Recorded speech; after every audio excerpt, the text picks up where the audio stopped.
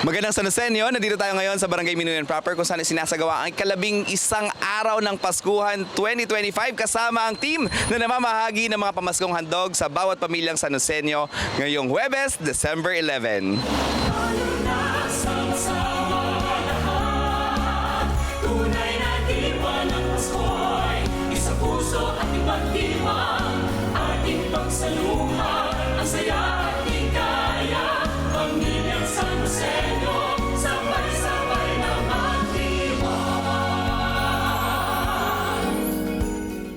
Merry Christmas! Merry Christmas!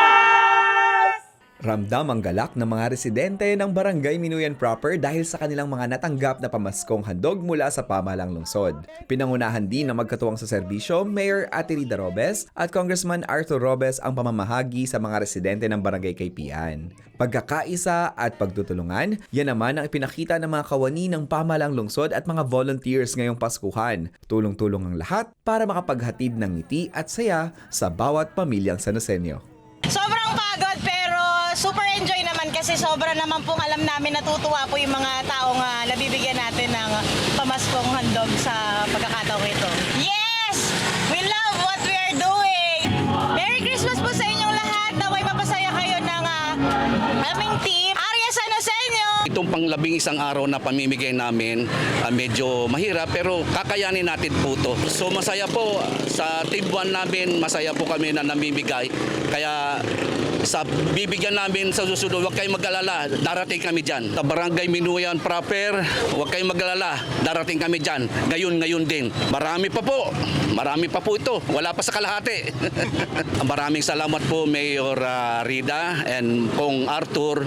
Maraming salamat po sa mga pinamimigay nyo sa mga tao, sa mga pamaskong handog na binigay nyo po sa ating kabarangay. Maraming salamat po ulit sa inyo. Masaya po kami! Ito po sa pamaskong handog ni Mayor at saka ni Kong Arthur Robes. Thank you po sa lahat po. Thank you. Maraming salamat. Ito yung inantay namin. Thank you. Sobrang sarap po sa pakiramdam na nakatanggap po kami ng pamaskong handog ni Mayor Atirida Robes at Congressman Arthur Robes. Maraming salamat po. Merry Christmas po. Sa lahat po ng employees ng LGU, Merry Christmas po and Happy New Year.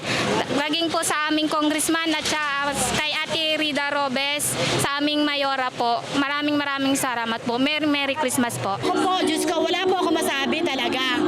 Kasi po, napakabait po ng Kong natin at ng ating mayor. Wala po talaga akong masasabi. Merry Christmas po and Happy New Year. Lahat, masisipag silang lahat. Very good sila.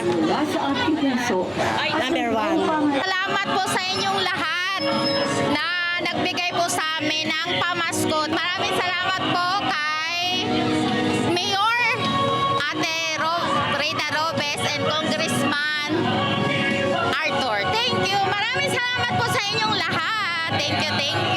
Maraming salamat po sa inyo na nakatulong kayo. Masaya na po kami. Sana tuloy-tuloy pa rin po sila tumulong sa mga mahihirap. Maraming po salamat. Merry Christmas po sa kanila. So gusto ko lang pong i-flex ang ating mga kawani ng barangay. Unang-una sa ating mga mother leader, LLN, na talaga nagtiyaga, nagpuyat, sinikap na maabot yung mga dapat makatanggap ng ating Paskuhan ngayong magpapasko. Pero ang pinaka-importante dito ay nahihatid natin yung pamaskong handog ng ating lokal na gobyerno. Mayaman ka, mahirap ka, sa panahon ng Pasko, pantay-pantay tayong lahat. Mas marami po ang masaya ngayong Pasko. So, yun, Ate Kong or Mayor Rida, Kong Arthur, maraming pong salamat higit sa inyong mga sakripisyo po para sa pamilyang San Josenyo. Merry Christmas po, maraming salamat! Buhay na buhay sa lungsod ang diwa ng Pasko. Pagmamahalan, pagbibigayan, serbisyong may malasakit at alagang may sinseridad.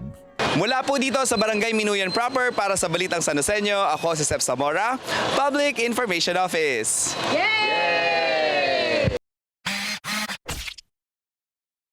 Yan ang mga kaganapan at detalyeng dapat alam mo sa San Josenyo.